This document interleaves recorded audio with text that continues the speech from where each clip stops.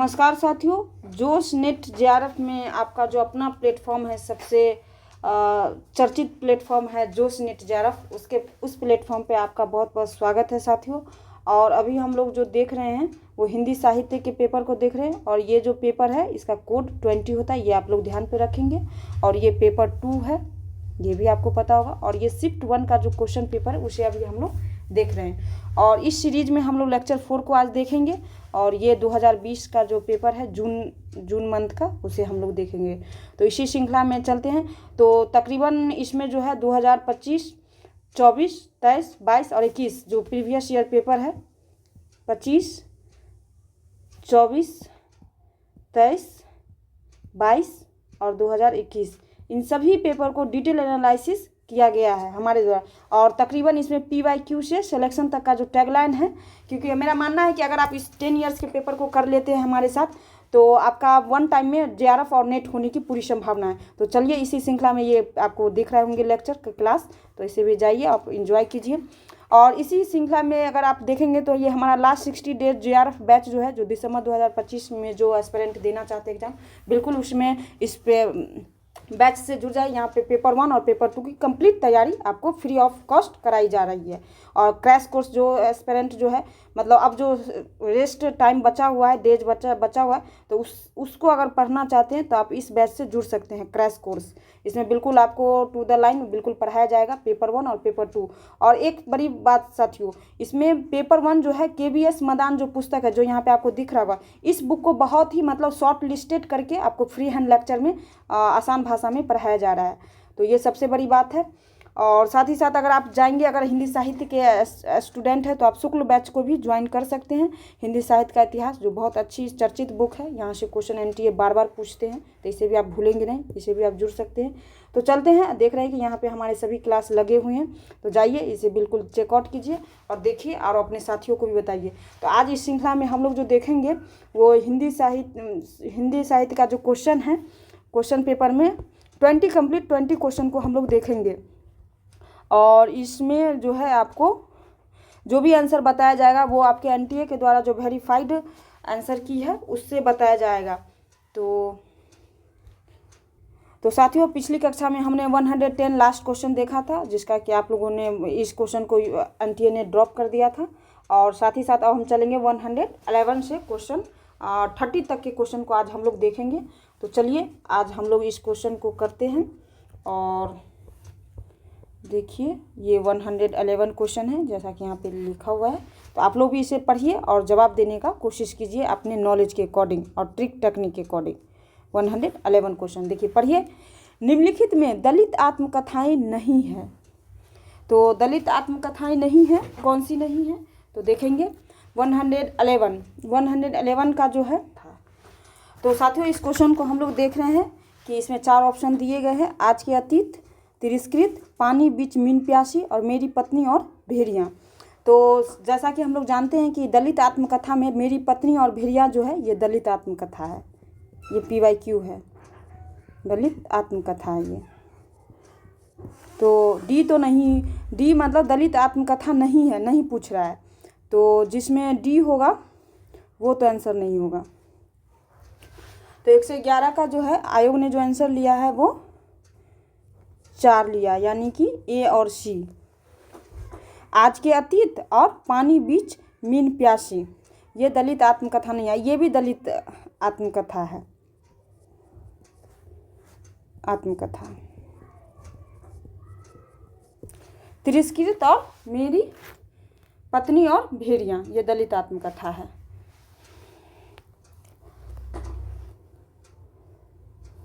और ये जो है तिरस्कृत दलित आत्मकथा, ये किसकी रचना है? सूरज पाल चौहान, ये आप लोग ध्यान पे रखेंगे।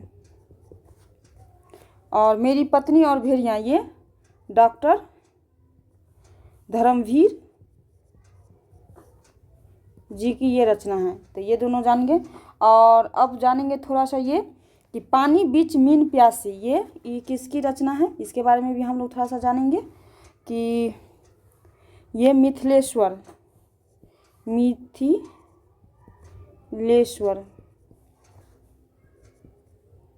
मिथिलेश्वर ये उपन्यास है। और आज के अतीत, आज के अतीत जो है ये भीष्म साहनी की रचना है। भीष्म साहनी ये एक प्रकार का आत्मकथा है। आत्मकथा है बट ये दलित आत्मकथा नहीं है, इसलिए आंसर आपका जो होगा ए और सी के आधार पे 4 आंसर होगा, यानी कि 4 आंसर आपका सही है। चलिए इसके इर्द गिर्द हमने सारी बातें कर ली हैं। अब चलते हैं नेक्स्ट क्वेश्चन की तरफ। 112 क्वेश्चन। 112 क्वेश्चन हमारा क्या कह रहा है? प्रेम मार्गी सूफी काव्यों की विशेषता हैं। जो प्रेम मार्गी जो सूफी कवि होते हैं, जिसमें मलिक मोहम्मद जायसी जी भी हैं, तो उनके बारे में जो उनकी काव्य में क्या विशेषता होती है वो आपको जानने का मतलब यहाँ पे आपको बताना है। तो सगुण ईश्वर की उपासना नहीं, ऐसा नहीं है। सगुण उपासना इसमें ऐसा जिक्र नहीं है। देखिए अगर मैं मतलब एग्ज़ाम हॉल में रहूँगी तो ऐसे ही क्वेश्चन अटेंड करूँगी, क्योंकि मुझे सगुण ईश्वर की पता है कि ये भक्ति काल की विशेषता है। तो इसमें प्रेम सूफी जो है इसमें सगुण का ऐसा कोई यहाँ पे ईश्वर का ऐसा कोई यहाँ पे केंद्र बिंदु में नहीं है। तो डी हट गया। तो आपका आंसर कौन सा हो जाएगा? 112 का 2, यानी कि ए और सी। ईश्वर को नायिका के रूप में परिकल्पित करना है। जैसे कि आप पद्मावत ऊपर ये जो पढ़ेंगे तो इसमें ऐसा है कि जो पद्मिनी है वहाँ पे एक ईश्वर की नायिका के रूप में है, और रतन सेन जो है नायक के रूप में है, और उसकी उपासना करना चाहते हैं, और उसके प्रेम को मतलब भक्ति के रूप में, तपस्या के रूप में प्राप्त करना चाहते हैं। जब ऐसा पढ़ेंगे तो ऐसा आपको देखने को मिलेगा। तो ये तो सही है। नायक को ईश्वर के समकक्ष मानना नहीं, यहाँ पे नायक को ईश्वर के समकक्ष मानना ऐसा नहीं है। और कथानक रूढ़ियों का अनिवार्यता प्रयोग करना ये सही है। ए और सी सही है। उसके आधार पे आपका आंसर जो हो जाएगा 2 आंसर आपका सही है। तो चलिए इसमें बहुत ज़्यादा बात करने की विशेषता नहीं है। चलते हैं अब नेक्स्ट क्वेश्चन की तरफ। 113 नंबर क्वेश्चन। 113 नंबर क्वेश्चन क्या है? निम्नलिखित में से आषाढ़ का एक दिन के पात्र कौन है? कौन से पात्र है? तो एक तो जानते हैं कि दंतुल है, एक अनुस्वार है।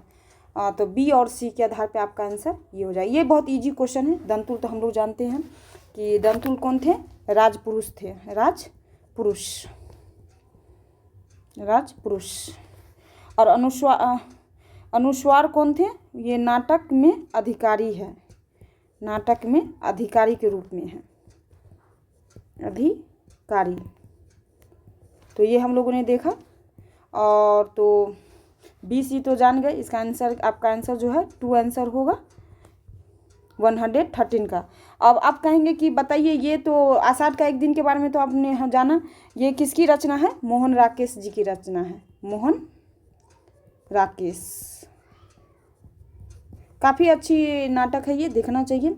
और इसमें मतलब प्रेम का बहुत अद्भुत, प्रेम और सत्ता का बहुत ज़्यादा यहाँ पे प्रयोग किया गया कि एक प्रेम कैसा होता है। और जब कोई व्यक्ति किसी अपने ज़मीन से जब कट के चला जाता है किसी अन्य जगह पे, तो वहाँ पे वापस लौटने के बाद जो इसमें कालिदास है जो वो चले जाते हैं, तो उसके बाद अपनी जगह पे आते हैं, जड़ पे आते हैं, ज़मीन पे आते हैं, तो फिर वहाँ से वो जुड़ नहीं पाते। सब कुछ जो जैसा वो छोड़ के जाते हैं कालिदास, बिल्कुल जब कुछ टाइम के बाद, कुछ वर्षों के बाद वहाँ वो लौटते हैं तो सब कुछ बदला सा रहता है। यहाँ पे इस नाटक में ऐसा ही रखने का प्रयास किया गया है।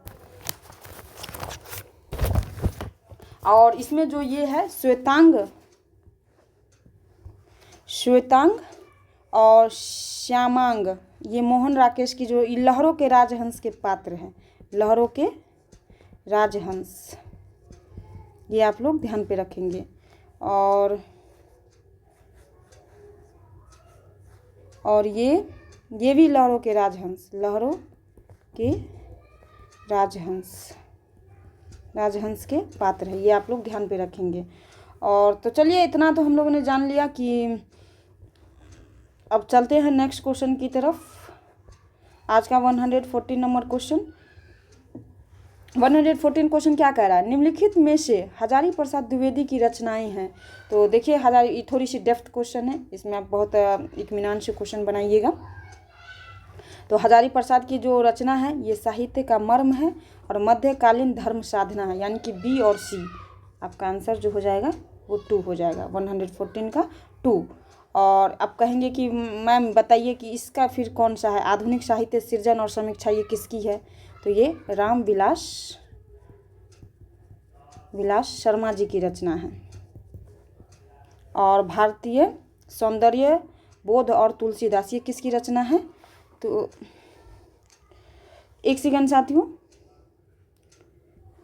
ये रचना जो है भारतीय सौंदर्य बोध और तुलसीदास, ये रचना जो है आपको रामविलास शर्मा जी की है। ये रामविलास शर्मा। और आधुनिक साहित्य सृजन और समीक्षा, ये रचना जो है ये नंद दुलारे वाजपेयी जी का है। नंद दुलारे वाजपेयी। एक्चुअली यहाँ का फैक्ट यहाँ पे हो गया और यहाँ का फैक्ट यहाँ पे, मतलब टंग स्लिप हो गया गलती से। तो आप लोगों ने देखा कि आधुनिक साहित्य सृजन और समीक्षा किनकी है? तो ये नंद दुलारे वाजपेयी जी का है। और भारतीय सौंदर्य बोध और तुलसीदास किसकी है? तो रामविलास शर्मा जी की। और ये तो जानते ही कि हजारी प्रसाद द्विवेदी जी की है। हजारी प्रसाद द्विवेदी। देखिए इतना फैक्ट साथियों मैं आप लोगों के लिए कलेक्ट करती हूँ, इतना मेहनत करती हूँ आपके टीम के लिए और आपके लिए। तो बिल्कुल आप इसे पढ़ें और अच्छे से पढ़ें और बिल्कुल एकदम लोगों से शेयर करें और हमारे चैनल को सब्सक्राइब करें। यानी कि 114 का 2 आंसर। चलते हैं अब नेक्स्ट क्वेश्चन की तरफ। 115 नंबर क्वेश्चन। 115 क्वेश्चन क्या कह रहा है? निम्नलिखित में से छत्तीसगढ़ की कौन सी मुख्य रंग शैलियाँ हैं? तो छत्तीसगढ़ तो जानते हैं, तो इसमें कौन सी है? नाचा और पांडवानी, ये जो है मुख्य छत्तीसगढ़ की ये शैली है, ये आप लोग ध्यान रखेंगे। और ख्याल जो है किसका है? ये राजस्थान की है, राजस्थान। और माच मतलब मालवा का क्षेत्र, मालवा मध्य प्रदेश, ऐसे समझ सकते हैं, मध्य प्रदेश। तो सी और डी जो है ये छत्तीसगढ़ का है, सी और डी देखिए। यानी कि आपका आंसर जो हो जाएगा 115 का 115 का कौन सा आंसर हो जाएगा? 4। तो दिख रहा है आपको 115 का 4, 115 का 4 आंसर आपका सही हो जाएगा। देखिए कैसे मैंने आपको बहुत अच्छे से बता दिया है।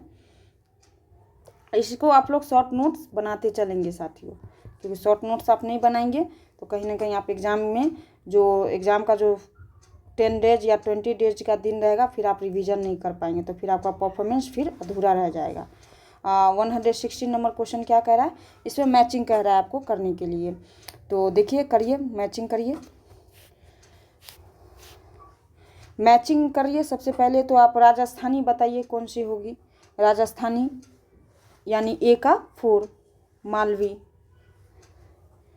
पश्चिमी हिंदी ये कन्नौजी, बी का 3। देखिए किस किस में ए का 4, ए का 4 कहाँ पे? एक ही जगह है, ये मुझे पता था। राजस्थानी मालवा का क्षेत्र, मालवी क्षेत्र।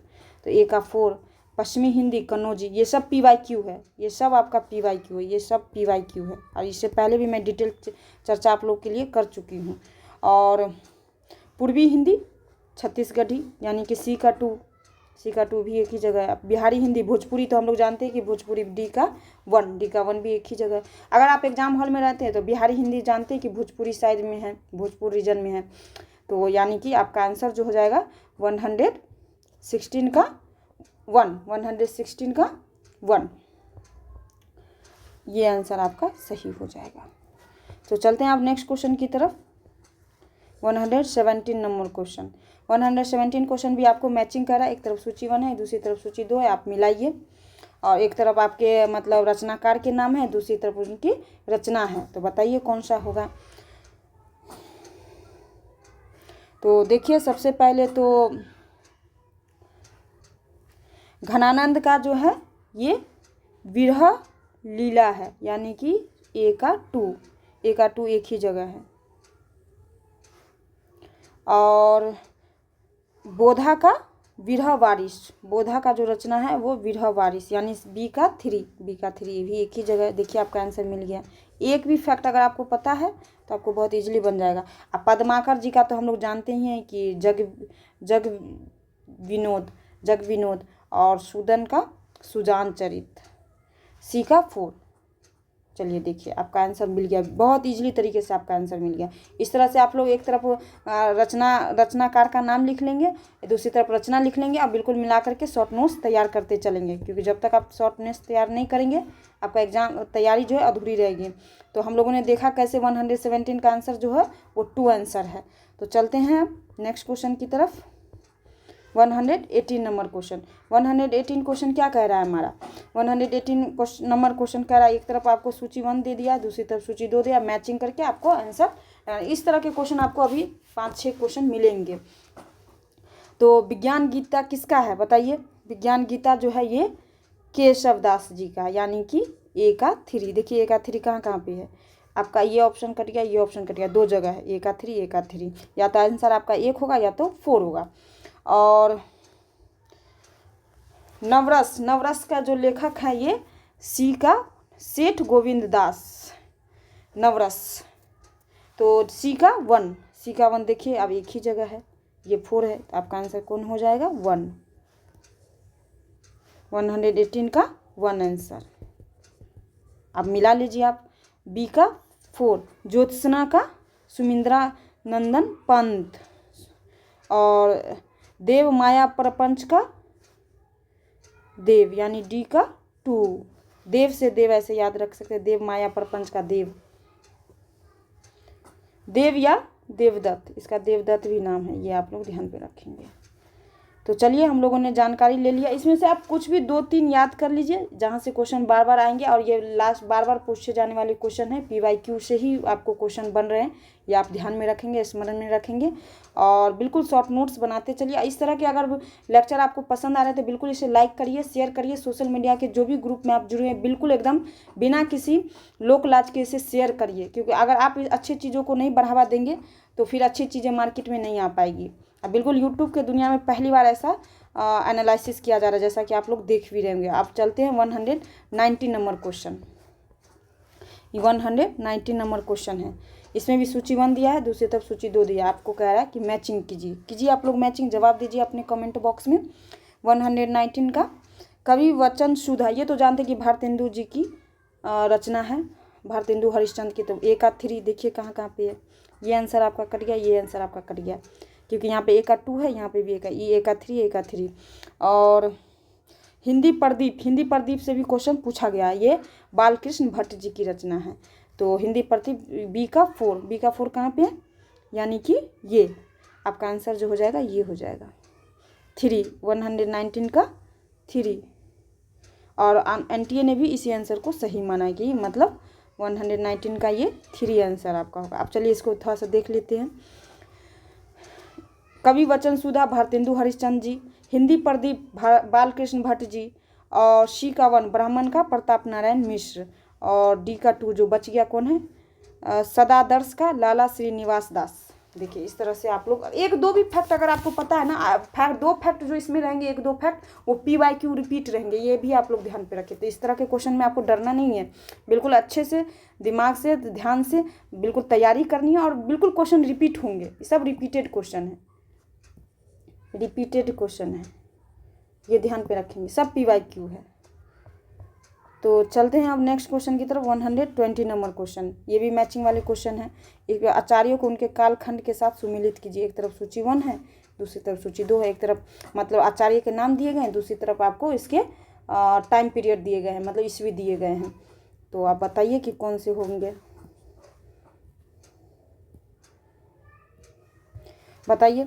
तो मम्मट के तो हम लोग जानते हैं कि मम्मट का टाइम पीरियड कौन सा है, 11वीं सदी है, 11वीं सदी का उत्तरार्ध, तो ये हो जाएगा।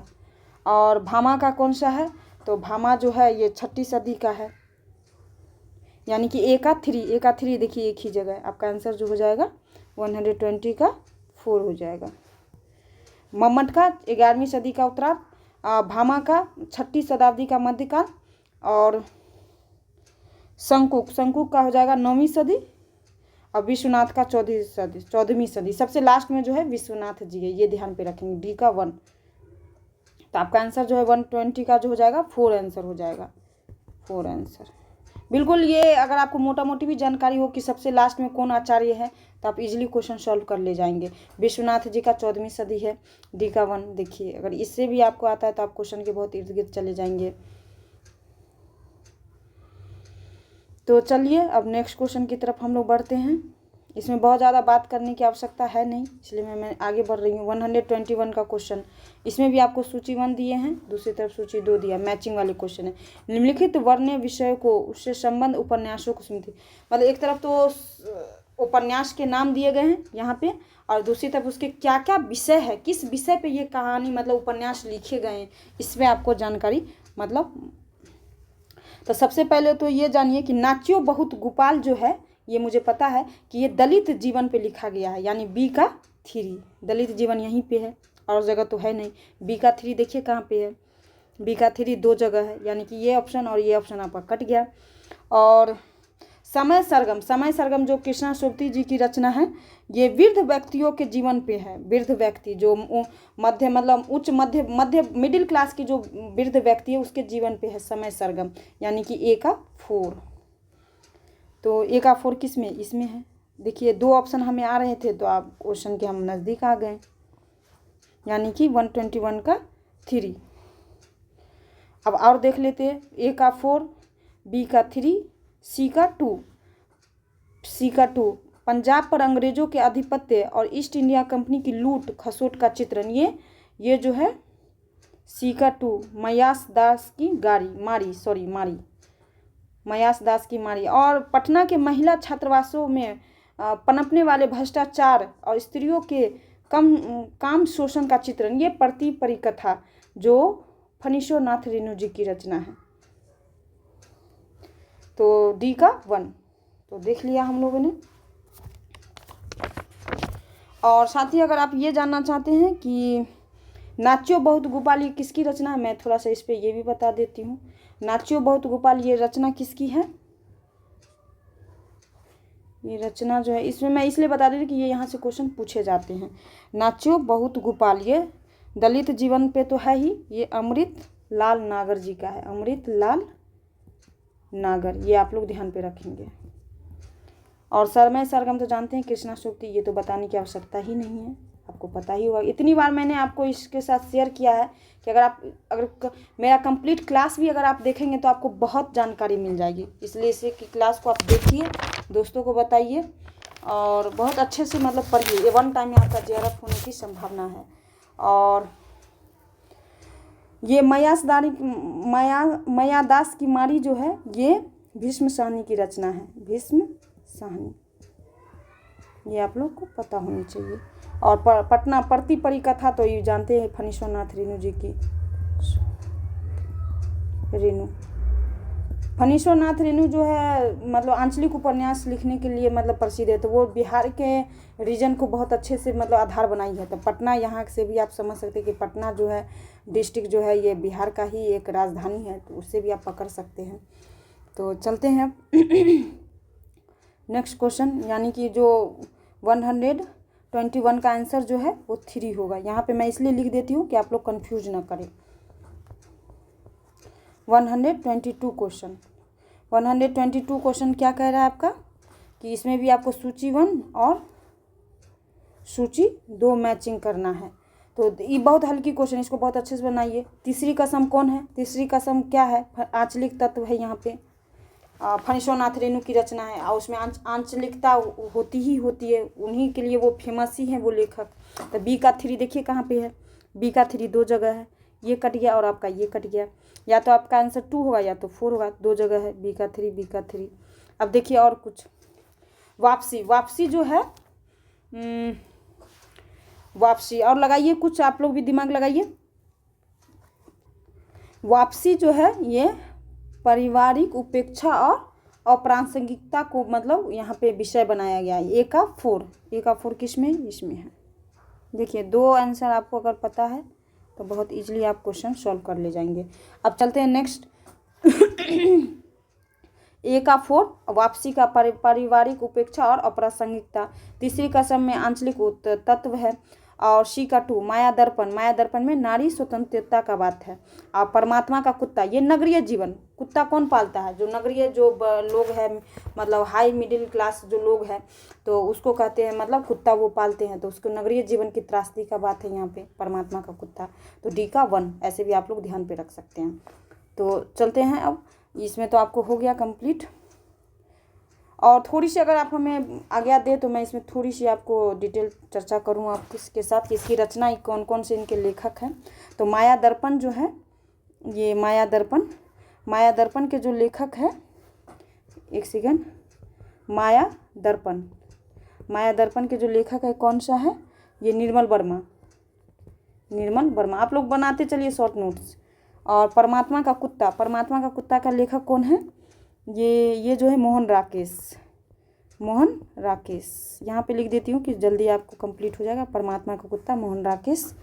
और अब जो बचा है वापसी किसकी रचना है, यहाँ पे लिख देती हूँ वापसी, ये उषा प्रियमवदा, ऐसे आप लोग ध्यान पे रखेंगे।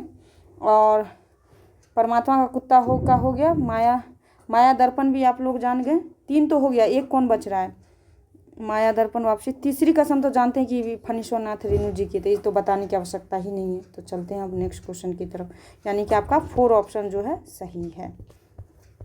चलते हैं अब नेक्स्ट क्वेश्चन की तरफ। 123 क्वेश्चन नंबर क्या कह रहा है कि सूची 1 में दी गई कृतियों को उनकी लेखिकाओं के साथ सुमेलित कीजिए। एक तरफ सूची 1 है, दूसरी तरफ सूची 2 है, सब लेखिका का नाम है, ये आप लोग ध्यान पे रखेंगे, और उनकी मतलब रचना है। तो बताइए, थोड़ा सा क्वेश्चन मतलब है थोड़ा सा टफ कैटेगरी का क्वेश्चन है, ये मैं कहूँगी। तो अलमा कबूतरी जो है, ये मैत्रेय पुष्पा जी का, अलमा कबूतरी जो है किसकी रचना है, ये मैत्रेय पुष्पा जी की रचना, यानी ए का 1, और देखिए एक ही में है, यानी कि आपका आंसर जो है यही पूरी संभावना है कि यही हो, यानी कि 123 का 2 ऑप्शन सही है। तो बी का 4 छिन्नमस्ता का लेखिका कौन है, प्रभा खेतान जी। और सी का 2 सूखते चिनार का लेखिका कौन है, मधु कंकारिया। और परिजात का नासिरा शर्मा, यानी कि डी का 3। तो कैसे हम लोगों ने देखा, एक तो हमें पता था कि अलमा कबूतरी जो है PYQ है, पूछा गया है, तो ये है मैत्रेय पुष्पा जी का, ये आप लोग ध्यान पे रखेंगे। और साथ ही साथ छिन्नमस्ता, प्रभा खेतान, सूखते चिनार, मधु कंकारिया, और परिजात नासिरा शर्मा, तो हम लोगों ने देखा। चलिए इसी तरह आप लोग शॉर्ट नोट्स बनाते चलिए, और आपको नेक्स्ट टाइम जो क्वेश्चन यहाँ से बनेंगे तो आपके गलत नहीं होंगे, यानी कि 123 का 2 ऑप्शन सही है। चलते हैं अब नेक्स्ट क्वेश्चन की तरफ। 124 क्वेश्चन नंबर, इसमें कह रहा है अंधा युग के निम्नलिखित पात्रों को उनकी प्रमुख चारित्रिक विशेषताओं के साथ सुमेलित कीजिए। एक तरफ सूची 1 है, दूसरी तरफ सूची 2 है। एक तरफ युगुत्सु है, अश्वत्थामा है, संजय है, विदुर है, और उसके क्या क्या मतलब विशेषताएं हैं, उसके चरित्र कैसा है, ऐसा आपको इसमें करना है। तो जानते हैं कि युगुत्सु जो थे वो सत्याग्रही थे, यानी कि ए का 3 एक ही जगह है। और अश्वत्थामा पाश्विक प्रतिहिंसक थे, तो अश्वत्थामा बी का 1। और संजय तो जानते हैं कि तटस्थ रहने वाले व्यक्ति थे, कर्मलोक से बहिष्कृत तटस्थ, यानी कि सी का 4, यानी कि आपका आंसर जो है ये हो जाएगा 124 का 3। चलिए अब विदुर तो हमेशा संशयग्रस्त व्यक्ति थे, उसमें पात्र है। तो अंधा युग तो जानते हैं कि हम लोग धर्मवीर भारती जी की रचना है, अंधा युग धर्मवीर भारती इसके लेखक है, धर्मवीर भारती। और ये जो है महाभारत के काल के जो युद्ध है उसकी, और वर्तमान में जो युद्ध होते हैं जीवन में उसके त्रासदी को मतलब बहुत अच्छे से मतलब रखने का प्रयास किया था। ये 1955 की रचना है, ऐसा आप लोग ध्यान पे रख सकते हैं। इसमें 3 आंसर आपके सही हैं। चलते हैं अब नेक्स्ट क्वेश्चन की तरफ। 125 नंबर क्वेश्चन। 125 क्वेश्चन क्या कह रहा है आपका, पढ़िए आप लोग और जवाब दीजिए। निम्नलिखित कृतियों को उनके प्रकाशन वर्ष के आधार पर सुमेलित कीजिए। एक तरफ सूची 1 है, दूसरी तरफ सूची 2 है। तो बताइए, ये क्वेश्चन तो आपके लिए इजी है क्योंकि आंसू आप तो जानते हैं, भारत भारती भी आप जानते हैं। तो बताइए आंसू कौन कब की है। आंसू का हम लोग जानते हैं कि ये 1925 की रचना है और ये प्रसाद, जयशंकर प्रसाद की ये रचना है। तो बी का 3 देखिए कहाँ पे, बी का 3 एक ही जगह है। हमें तो पता था आंसू 1925 की रचना है। मैं तो अब बिल्कुल जैसे एग्जाम हॉल में बनाती हूँ वैसे मतलब बनाऊंगी, वैसे मैं आपको बता रही हूँ कि क्वेश्चन कैसे आप अटेम्प्ट लिया। भारत भारती ये 1912 की रचना है। सी का 4 मैंने कितनी बार आप लोगों से, ये सब PYQ है, ये PYQ है आपका। भारत भारती, आंसू, सब भारत भारती सब आपके PYQ है। और तो ए का 2 लोकायतन 1964 की रचना है और बी का 3 हो गया, सी का 4 हो गया। चित्रलेखा 1935 की रचना है।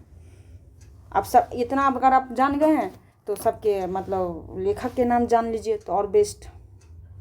तो लेखक के नाम जानने के लिए आपको क्या करना होगा, लोकायतन, लोकायतन का कौन सा है तो मैं बता दूं यहाँ पे, लोकायतन लिख लीजिए आप लोग क्योंकि आपको आगे काम आएंगे। तो सुमित्रा नंदन पंत, सुमित्रा नंदन पंत, ऐसे आप ध्यान पे रखेंगे। और आंसू तो जानते हैं, आंसू जयशंकर प्रसाद प्रसाद। और भारत भारती ये मैथिली शरण गुप्त, ये बहुत इम्पोर्टेंट है, शरण गुप्त। और चित्रलेखा, चित्रलेखा के रचनाकार कौन है, ये राम कुमार वर्मा, राम कुमार वर्मा। सबको आप एकदम क्या कहते हैं शॉर्ट नोट्स बनाते चलेंगे क्योंकि शॉर्ट नोट्स नहीं बनाएंगे आपको दिक्कत होगी। एक सेकेंड, देखिए लोकायतन के ये हैं सुमित्रा नंदन पंत, आंसू के जयशंकर प्रसाद, भारत भारती के मैथिली शरण गुप्त और चित्रलेखा के राम कुमार वर्मा। तो चलते हैं आप नेक्स्ट क्वेश्चन की तरफ। और आपका आंसर जो है 125 का 1 होगा। यहाँ पे भी आपको लगा हुआ है और यहाँ पे भी आपको लिखा गया कि आपको जब आप देखें क्लास को तो आपको कन्फ्यूजन ना हो। चलते हैं आप 126 नंबर क्वेश्चन। 126 नंबर क्वेश्चन क्या कह रहा है देखिए आप लोग भी। 126 क्वेश्चन कह रहा है निम्नलिखित भाषाओं को विकास के उनके क्रम को व्यवस्थित, मतलब भाषाओं का विकास कैसे कैसे हुआ है ये आपसे जानने का प्रयास किया जा रहा है। तो हम लोग पहले इसके बारे में थोड़ी सी मैं आपको बता देना चाहती हूँ।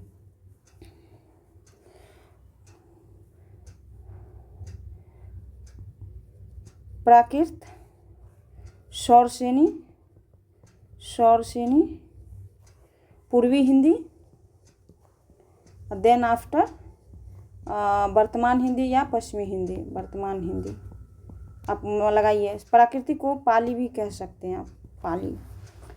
तो बताइए इसमें कौन सा होगा, पहले तो सबसे लास्ट में कौन सा होगा, वर्तमान हिंदी। सी सबसे लास्ट में कौन से ऑप्शन में है, यहाँ पे आपको कह रहा है कि पहले से बात के क्रम में सजाना है। तो वर्तमान हिंदी या देन पहले, फिर उसके बाद पहले सी के पहले कौन सा होना चाहिए, डी, इसी में है। आपका आंसर ऐसे भी हो गया देखिए, यानी कि 126 का 2। और वैसे प्राकृतिक पहले हो जाएगा, फर्स्ट नंबर पे ये है, फोर्थ नंबर पे सबसे लास्ट ये है, ये थर्ड नंबर पे, और शौरसेनी ये सेकंड। पहली प्राकृतिक, शौरसेनी, पूर्वी हिंदी, और फिर देन सबसे लास्ट में वर्तमान हिंदी। ऐसे आप लोग सजाएंगे और यहाँ पे मैंने लिख भी दिया है, तो ऐसे भी आप लोग देख सकते हैं। इसको पाली या प्राकृतिक दोनों कहते हैं, इसी में आएगा, इसका विकास है ये। तो साथियों हम लोगों ने कैसे बहुत अच्छे से इसके डिटेल एनालिसिस कर रहे हैं। अगर आपको ये कंटेंट अच्छी लग रही है तो बिल्कुल आप इसे शेयर करें, लाइक करें और अपनी कमेंट को करना ना भूलें। तो चलिए 127 नंबर क्वेश्चन, आज का 127 नंबर क्वेश्चन क्या कर रहा है, रघुवीर सहाय के कविता संग्रहों का प्रकाशन वर्ष के अनुसार सही क्रम क्या है। मतलब टाइम पीरियड के अकॉर्डिंग आपको यहाँ पे ये जानना है कि पहला कौन सी ऐसी कविता संग्रह है जो पहले है, फिर बाद के आपको बताना है, मतलब ईस्वी के अनुसार आपको सजाना है, कहने का मतलब ये। तो देखते हैं हम लोग कौन सा सबसे पहले है। सबसे पहले तो हम लोग देखेंगे लोग भूल गए, तो इसका टाइम पीरियड जब हमें पता होगा तभी तो हम इसे सजा पाएंगे। तो लोग भूल गए ये 1982 की रचना है, ये आप ध्यान पे रखेंगे। और आत्महत्या के विरोध ये 1967 की रचना है। कुछ पत्ते कुछ चिट्ठियाँ सब PYQ है, पूछे गए हैं कहीं ना कहीं, 1989। कुछ पत्ते कुछ चिट्ठियाँ। और हंसो हंसो जल्दी हंसो, तो हंसो हंसो जल्दी हंसो ये 1975 की रचना है। तो देखिए कैसे मैंने इसमें तो आप लिख दिया। आप बताइए कि इसमें से कौन सा आंसर आपको लग रहा है कि सही है। सबसे पहले कौन होगा, सबसे बाद में कौन होगा। तो सबसे पहले कौन होगा इसके अकॉर्डिंग, आत्महत्या के विरुद्ध, यानी बी सबसे पहले होना चाहिए। बी आपको एक ही ऑप्शन में है। देखिए अगर एक भी आपको पता है तो आपका आंसर हो जाएगा। और सी सबसे लास्ट में 1989, यानी कि पहले बी, फिर डी हंसो हंसो जल्दी हंसो, फिर ए लोग भूल गए हैं, और फिर देन सबसे लास्ट में कुछ पत्ते कुछ चिट्ठियाँ 1989। तो आपका आंसर जो है, ये सभी रचना जानते हैं कि रघुवीर सहाय जी की है। इसे भी आप ऐसे लिख लीजिए, रघुवीर सहाय, रघुवीर सहाय। और ये क्या है, तो कविता संग्रह है। ऐसे आप शॉर्ट नोट्स बना लीजिए, एग्जाम में अगर पूछें तो आपको कंफ्यूज ना हो और आपका क्वेश्चन गलती ना होना चाहिए, तभी आपका JRF होगा 1 टाइम में। यानी कि 127 का 3 ऑप्शन सही है। चलते हैं अब नेक्स्ट क्वेश्चन की तरफ। 128 नंबर क्वेश्चन। 128 क्वेश्चन क्या कर रहा है, प्रकाशन वर्ष के अनुसार निम्नलिखित कहानियों का सही क्रम क्या है। देखिए ये बहुत हल्की क्वेश्चन है, इस पर मैं जितनी बार बात की हूँ लगभग तकरीबन हमको लगता है 20 से 25 बार मैं आप लोगों के साथ चर्चा कर चुकी हूँ। तो सबसे पहले जानते हैं कि एक टोकरी भर मिट्टी, ये 1901 की रचना है। और प्लेग की चुड़ैल ये 1902 की रचना है। दुलाई वाली का जो टाइम पीरियड है 1907 है। और 11 वर्ष का समय ये 1903 की रचना है। तो आप बताइए कि इसमें से मतलब कौन सा पहले होगा। एक टोकरी भर मिट्टी सी से स्टार्ट होना चाहिए, एक ही में है। यानी कि आपका 128 का जो आंसर है वो 2 है, और आयोग ने भी इसी आंसर को सही माना है।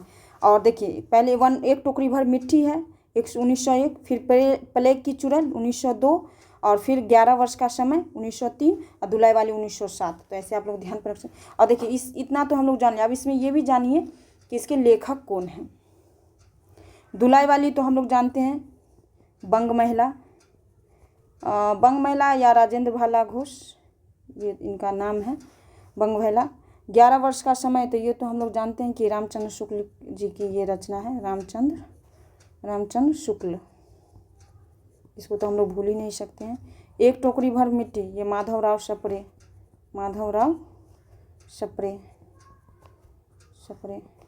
प्लेग की चुड़ैल जो है ये भगवान दास की है, भगवान दास की रचना है।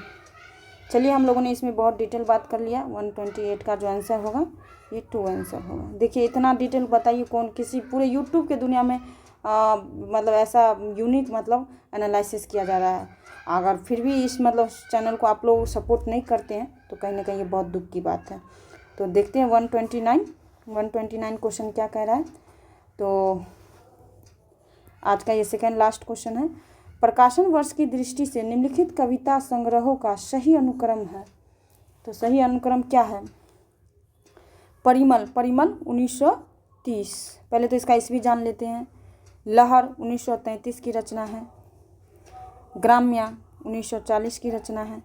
और दीपशिखा 1942 की रचना है।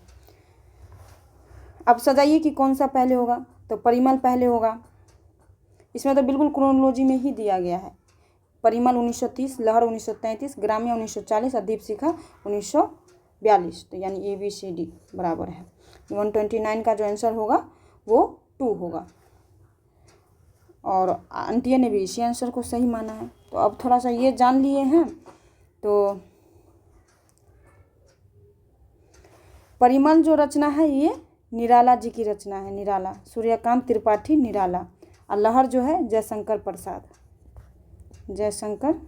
प्रसाद, ये आप लोग ध्यान पे रखेंगे। और ग्राम्या जो है सुमित्रा नंदन पंत, ये आप लोग ध्यान पे रखेंगे। और दीपशिखा किसकी रचना है, ये महादेवी वर्मा जी की है, महादेवी वर्मा। सबको आप लोग शॉर्ट नोट्स करके लिखते चले लिखने से आप डरेंगे तो आपका कहीं ना कहीं एग्ज़ाम फिर से देने की आप तैयारी करेंगे। और 129 का 2, जितना जल्दी हो सके आप नेट JRF क्वालिफाई करके PhD में एडमिशन ले लीजिए और स्कॉलरशिप प्राप्त कीजिए, फेलोशिप प्राप्त कीजिए और अपने मतलब आगे जो भी आप करना चाहते हैं, असिस्टेंट प्रोफेसर अगर बनना चाहते हैं तो बिल्कुल आप अपनी तैयारी को आगे कंटिन्यू करें। तो चलते हैं अब आज का लास्ट क्वेश्चन 130 नंबर क्वेश्चन। पढ़िए आराम से इसे और जवाब दीजिए, कमेंट में जवाब दीजिए। निम्नलिखित पाश्चात्य आचार्यों का, यहाँ पे आचार्य का नाम है, वेस्टर्न जो आचार्य है, और का जन्म वर्ष के अनुसार सही क्रम बताइए। तो बताइए सबसे पहले किसका जन्म हुआ था? कॉलरिज का सबसे पहले जन्म हुआ है 1772 ईस्वी में। सी कहाँ पे है? सी एक ही जगह है। हम जानते हैं कि कॉलरिज सबसे पहले जन्म लिए थे। और देन आफ्टर कौन लिए हैं? Ferdinand the Saussure. सस्यूर का रचना जो है, टाइम पीरियड जो है 1857। और फिर कौन सा आ जाएगा? IA Richard 1893। और रोला बार्थ तो जानते हैं कि 1915 की रचना है। 15 का मतलब इनका जन्म वर्ष है। तो देखिए, कॉलरिज 1772, फर्डिनांड द सस्यूर 1857 1857, और फिर देन IA रिचर्ड 1893, और रोला बार्थ सबसे अंतिम में 1915। तो इतना हम लोगों ने जान लिया। उसी के आधार पे आपका आंसर जो है CBDA सबसे लास्ट में तो देख लिया। और 130 का जो आंसर है वो 2 होगा। तो साथियों, अगर आपको ये क्लास कैसा लग रहा है, कंटेंट वाली क्लास लग रही है, सिलेक्शन वाली क्लास लग रही है कि कुछ यूजफुल है आपके लिए, फ्रूटफुल है, तो बिल्कुल इस चैनल को आप शेयर करें, लाइक करें और कमेंट करें। और हो सके तो इसे अपने ग्रुप में भेजें, दोस्तों को बताएं, फैमिली मेम्बर्स कोई ऐसा है तो उसे भी बताएं। और साथियों, अगर ये NTA की तैयारी कर रहे हैं नेट की, तो वो तो आप इस क्लास को देख ही सकते हैं। साथ ही कोई मतलब एस्पिरेंट जो है PGT नेट की तैयारी करने वाले तो देखेंगे ही देखेंगे, इसके लिए तो है ही। कोई PGT और TGT की जो तैयारी कर रहे हैं, जो 10+2 के जो टीचर बनना चाहते हैं, उसके लिए भी जो अगर हिंदी साहित्य उनका अगर विषय है, तो आप वो भी एस्पिरेंट इस चैनल को, मतलब इस जो क्लास है उसको आप देख सकते हैं। क्वेश्चन कहीं ना कहीं जो क्वेश्चन पूछे जाते हैं आयोग के द्वारा, क्वेश्चन यहीं से लिए जाते हैं, तो इसके लिए भी आप निश्चिंत रहें। और वो भी साथियों इस क्वेश्चन को मतलब क्लास को देख सकते हैं, PGT TGT वाले विद्यार्थी। तो साथियों चलते हैं, अब मिलेंगे नई क्लास में नई ऊर्जा के साथ। तब तक आप पढ़ते रहिए, स्वस्थ रहिए, और हमें आशा करते हैं, हमारी टीम ऐसी आशा करती है कि आप इस बार सिलेक्शन लें और JRF क्लियर करें। धन्यवाद।